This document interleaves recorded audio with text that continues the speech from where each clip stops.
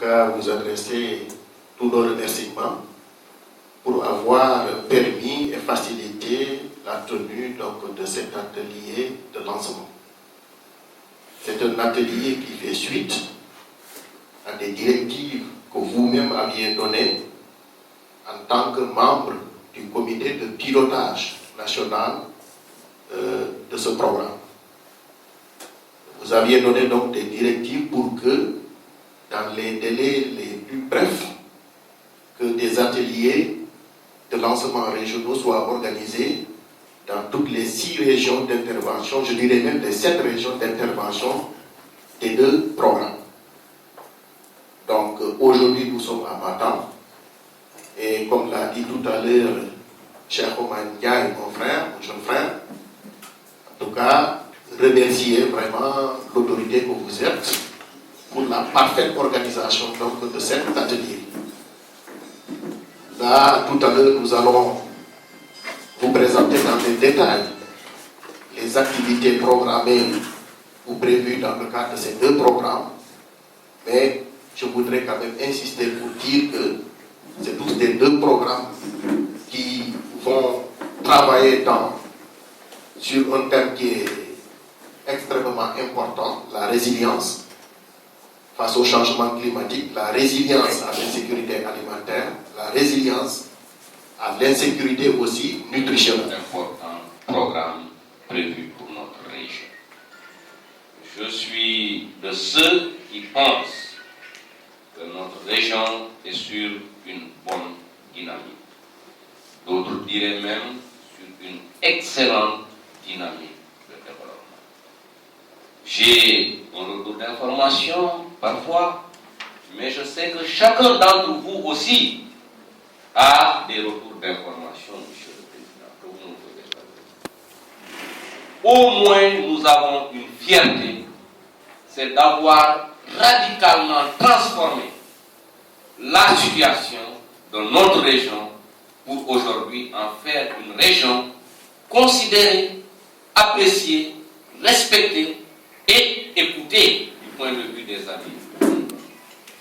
Et s'il en est ainsi, mesdames, messieurs, je l'ai toujours rappelé avec une honnêteté totale, ce n'est pas le mérite exclusif du gouverneur, ce n'est pas le mérite exclusif des préfets et des présidents de conseil départemental.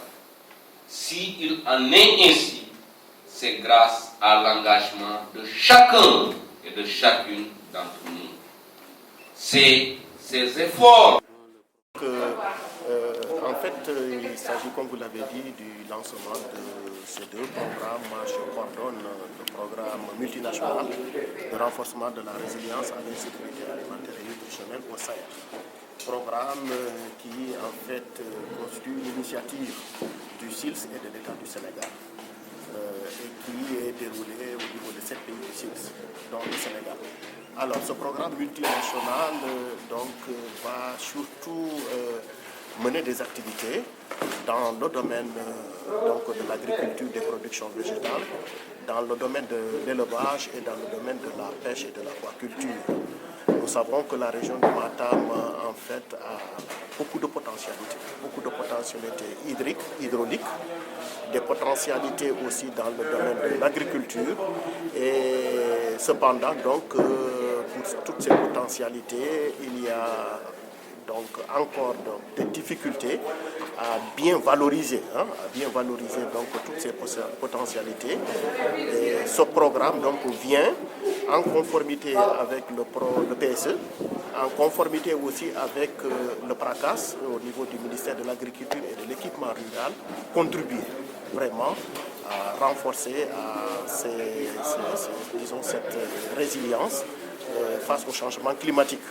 Il vise donc surtout à augmenter, à sécuriser et augmenter les productions de riz, notamment et particulièrement en tout cas dans cette région de Matam, à augmenter les productions de pêche et à augmenter aussi et sécuriser tout ce qui est production animale.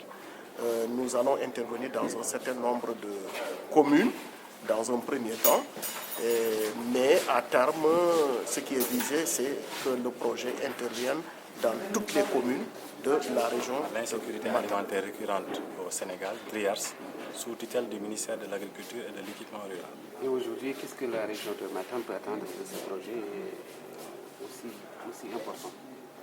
Il faut d'abord préciser que l'intervention du DRIARS se fait en parfaite cohérence et en parfaite synergie avec l'intervention du PDRS. C'est un aspect important à signaler.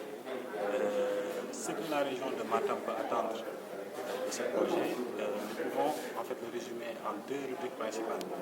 La première rubrique, c'est les interventions que nous menons au niveau national et dont la région de Matam va bénéficier.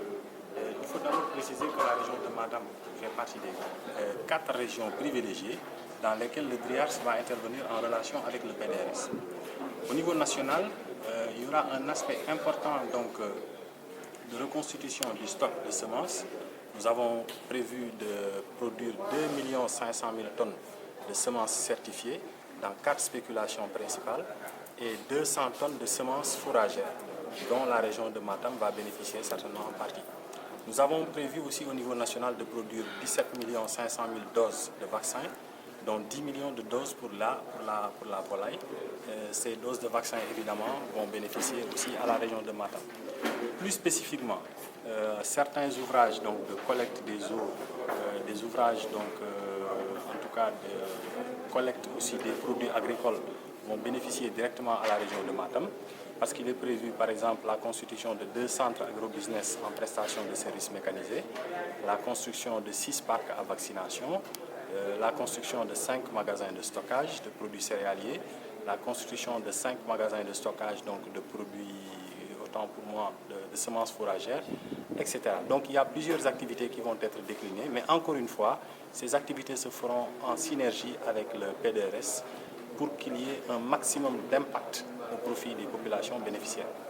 Un grand plaisir pour un gouverneur de région d'accueillir des projets de développement, surtout ces 2 projets qui vont avoir un impact très important sur le secteur agricole, sur le secteur de la pêche et sur le secteur de l'élevage. Je pense qu'ils viennent à leur heure accompagner la bonne dynamique de développement qui est enclenchée au niveau de la région. Et avec les réalisations qui sont prévues, peut-être que le visage de la région de Matam devrait changer dans les 2-3 ans à venir. En tout cas, c'est avec un plaisir réel que les acteurs régionaux accueillent ces 2 projets pour notre région estimée autour de 7-8 milliards, les 2 projets confondus, et qui vont nous permettre de faire des réalisations importantes dans le cadre donc, des efforts de développement qui sont déployés par les pouvoirs publics. J'ai demandé aux acteurs territoriaux d'accompagner la mise en œuvre donc, de ces projets et également l'ensemble des collaborateurs sur le plan institutionnel comme sur le plan local à retenir que ces projets sont leurs projets et que c'est de leur engagement que va dépendre la réussite donc, de ces activités prévues. Donc c'est avec beaucoup d'espoir, mais également avec beaucoup de satisfaction que nous accueillons l'arrivée de ces 2 importants projets.